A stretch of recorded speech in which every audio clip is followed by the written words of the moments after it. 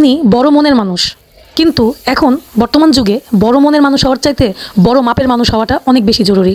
মন কত নরম, কত তুলতুলা, এটা কেউ দেখবে না। ধন না থাকলে মনের কোনো দাম নাই। টাকা নামের কাগজগুলা পকেটে না থাকলে কেউ কোনো মূল্য দেয় না। ফকিরের মূল্য এখন অনেক বেশি, মানে ভিক্ষুকের, কারণ তাদের কাছে পর্যাপ্ত পরিমাণ টাকা থাকে। যাই হোক, টাকা নিয়ে মারামারি বা অর্থ নিয়ে হানাহানি এসব করে তো আর লাভ হবে না। পেট নামের তো একটা কিছু আছে, এটার মধ্যে খাবার না দিলে ভিতরে তো ইঁদুরগুলো দৌড়ঝাঁপ করে। সকাল সকাল এই চাপড়ি না হলে মনে হয় শীতের সকালটা মাটি হয়ে যায়। মানে শীতের সকালে একটু চাপড়ি হলে রুটির চাইতে বেশি টেস্ট আমি মনে করি।